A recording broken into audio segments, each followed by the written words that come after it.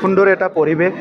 পৰ্বতজৰা অঞ্চলৰ ৰাইজৰ এটাই আপত্তি আছিলে যে স্বাধীনতাৰ পৰা বহুত চৰকাৰ আহি গ'ল, বহুত মন্ত্ৰী MLA আহিল গ'ল, আমি মাটিৰ পট্টা পোৱা নাই, মাটিৰ পট্টাৰ পৰা বঞ্চিত হৈ আছোঁ। যোৱা কেইদিনমান আগতে আমি প্ৰায় 1200তকৈ অধিক পৰিয়ালক মাটিৰ পট্টা বিতৰণ কৰি গৈছিলোঁ আৰু আজি পুনৰ 1246টা পৰিয়ালক আমি মাটিৰ পট্টা বিতৰণ কৰিছোঁ। 2085খন তেখেতসকলে বিচাৰিছিলে আৰু 31টা অনুষ্ঠানৰ কাৰণে বিভিন্ন মাটিৰ যিটো পট্টা তেখেতসকলে বিচাৰিছিলে। আমি আজি 1246খন দিছোঁ, আগত 1200 দিয়া হ'ল আৰু 31টা যিটো অনুষ্ঠান ইয়াৰ কাৰণে দিয়া হ'ল। বাকীখিনি যিটো আছে প্ৰায় 700-800 আমাৰ আছে, সেইখিনি অহা জুলাই মাহৰ 15 তাৰিখৰ ভিতৰত ৰাইজে পাই যাব। সৰ্বমুঠ পৰ্বতজৰাত এই 1-1.5 মাহৰ ভিতৰত 3000তকৈ অধিক পৰিয়াল, ইয়াত বড়ো আছে, ইয়াত গাৰো আছে, ইয়াত মাইনৰিটি আছে, আদিবাসী আছে, ৰাভা আছে, ৰাজবংশী আছে, সকলো জনগোষ্ঠীবিলাকে মাটিৰ অধিকাৰ পাবলৈ সক্ষম হৈছে। আৰু তেখেতসকলক মই অনুৰোধ কৰিছোঁ, এতিয়া তেখেতসকলৰ ডাঙৰ এটা ভয় চিৰজীৱনৰ কাৰণে নাইকিয়া হৈ গ'ল। এটা সময়ত তেখেতসকলে ভাবি আছিলে যে এই ভূমিৰ তেখেতসকলৰ অধিকাৰ আছেনে নাই, ইয়াৰ নাগৰিক হয়নে নহয়। আৰু আজি মাটিৰ পট্টা পোৱাৰ লগে লগে তেখেতসকলে এটা কনফিডেন্স বাঢ়ি আহিছে, চবে দলে বলে ওলাই আহিছে। তেখেতসকলক ঈশ্বৰে আল্লাই সদায় ভালে ৰাখক, ইয়াৰ কাৰণে মই প্ৰাৰ্থনা কৰিছোঁ। ছাৰ, শেহতীয়াকৈ পৰ্বতজৰাত যেনেদৰে আচলতে মাটিৰ পৰা প্ৰতিবাদ চলি আহিছে, কি আচলতে কি ৰাজনীতি বুলি ভাবিছে? আপোনালোকে ক'ব লাগিব এতিয়া, আপোনালোকেতো ইয়াৰে মানুহ, আপোনালোকে এই অঞ্চলতে থাকে। ৰাইজেখিনি কৈছে যে আপুনি আহিব লাগে, তেওঁলোকৰ লগত আলোচনা কৰিম। মই তেখেতসকলৰ লগত 3বাৰমান আলোচনা কৰিলোঁ।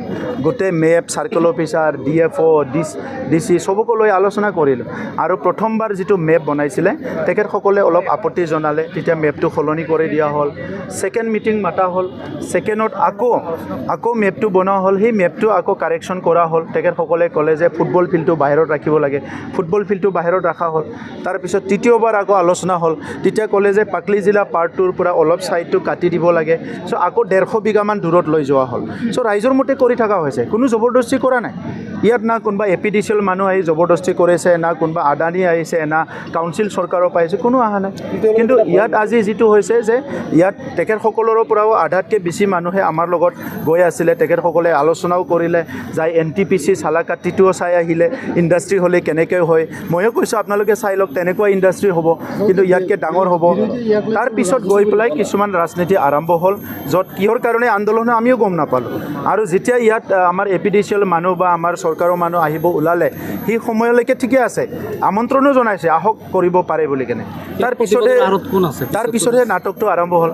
তো গতিকে আপোনালোকে ভালকৈ জানিব, ইয়াত থকা, মই কাৰো নাম লৈ ক'ব বিচৰা নাই, যিয়ে কৰিছে এইটো ভাল কৰা নাই। কাৰণ সেই 84টা ফেমিলি, সেইসকলৰ এক কথাও মাটি, একলেচাও মাটি তাতে নাযায়।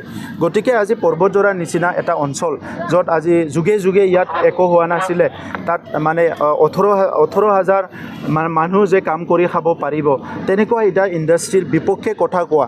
আৰু আজি টেকন'লজিৰ দিনত যিবিলাক কথা কৈছে যে ইয়াৰ হেল্থ কিবা ক্ষতি হ'ব পাৰে, পানীৰ কিবা ক্ষতি হ'ব পাৰে, ইয়াততো মাটিৰ তলৰ পৰা পানী নোলায়, নদীৰ পৰাহে পানী আনিব ইয়াতে। আৰু আজিৰ টেকন'লজিটো চব ব্যৱস্থা আছে, ইয়াৰ বেয়া পানী যিটো ওলাব সেইটো বাহিৰলৈ নাযায়, সেইটো ৰিচাইকেল কৰা হ'ব। চব কথাবিলাক তেখেতসকলক ডেমনষ্ট্ৰেশ্যন দিয়া হৈছে। ওলাব লাগিব, আজিলৈকে চলি আছে মানে কোনোটো তাই হাৰাশাস্তি কৰা নাই, নিজে কৈ আছে। গতিকে ভয় শংকা সোমাই গৈছে।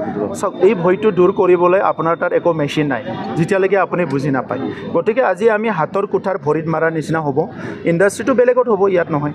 ইণ্ডাষ্ট্ৰীটো হ'বই, কাৰণ তেখেতসকলে ইনভেষ্ট কৰিব বিচাৰিছে অসমত। আৰু অকল পৰ্বতজৰা নেকি, অসমত মাটি আছে বেলেগ ঠাইবিলাকত। মুখ্যমন্ত্ৰী ডাঙৰীয়াই বড়োলেণ্ডতো বিনিয়োগটো আহক বুলি কেনে প্ৰায় 20,000 কোটি 30,000 কোটি বিনিয়োগ আহক বুলি কেনে, এডভান্টেজ আছামত যিহেতু লাখ লাখ কোটিৰ বিনিয়োগ আহিছে, সেইকাৰণে এইটো প্ৰপ'জ কৰা হৈছিলে।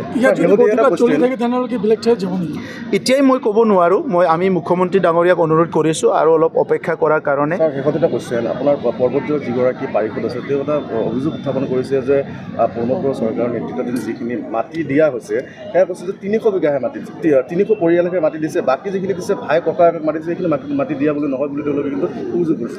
এই কথাটো তেখেতেহে বুজি পাব। মাটি দিয়াৰ সংজ্ঞাটো কি, কোনটো কলেজত পঢ়ি কোনটো আইনৰ কিতাপ পঢ়ি তেখেতে বুজি পাইছে মইতো নাজানো। আপোনালোকে গোটেই মই সাংবাদিকসকলক আমাৰ পৰ্বতজৰাৰ আমন্ত্ৰণ জনাইছোঁ, কোকৰাঝাৰ অফিচলৈ আহক, একেলগে বহিম, আমি কাগজ পাতি লৈ বহিম, তাৰপিছত ক'লেই হ'ল। তেখেতৰ লগত যুক্তি কৰিতো একো লাভ নাই। যি মানুহজনীয়ে ৰাইজৰ ওপৰত থু পেলায় তেখেতৰ ওপৰত কিবা কথা পাই কাটি কিবা লাভ আছে জানো? যিজন মুৰব্বী 17 বছৰ মুৰব্বীৰ দায়িত্ব লৈ চৰকাৰ চলাই গ'ল, সেই মানুহজনে আজি কৈছে যে জিকিলে আৰণাই গামচা পাব, নিজিকিলে চেণ্ডেল পাব। তাৰপিছত আপোনাৰ কথা পাতিব কিবা থাকে জানো? ইয়াতে শেষ হৈ গ'ল না। আপুনি কিবা পাৰ্লিয়ামেণ্টাৰী কিবা কথা বুজি পায়। আজি 4 বছৰ নাহিলে এছেম্বলিত একবাৰো। হাগ্ৰামা মহিলাৰ ডাঙৰীয়া 4 বছৰ এছেম্বলিতে নাহিল। এই এছেম্বলিখনতে 35 লাখ জনসাধাৰণৰ কথা আলোচনা হয়। ইয়াত বড়োৰো কথা পাতিব লাগিব, মাইনৰিটিৰো কথা পাতিব লাগিব, আদিবাসীৰো পাতিব লাগিব, কোচ ৰাজবংশী, বঙালী, গোৰ্খা চব জনগোষ্ঠীৰে পাতিব লাগিব।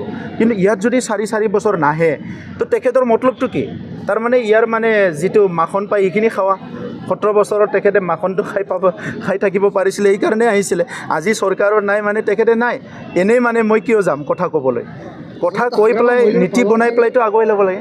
ছাৰ লাষ্ট মিত্ৰতাৰ ক্ষেত্ৰত কি হ'ব বিজেপিৰ সৈতে? চাওক, আজি UPPL আমি যিটো 40টা সমষ্টি, 445টা আমাৰ প্ৰাইমাৰী আছে আৰু 3200 বুথত আমি কাম কৰি আছোঁ।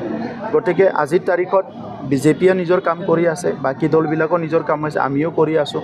গতিকে এটা সময় থাকিব, এই সময়ত মই আপোনালোকক আমাৰ বাকী কথাখিনি আপোনাক স্পষ্ট ক'ম।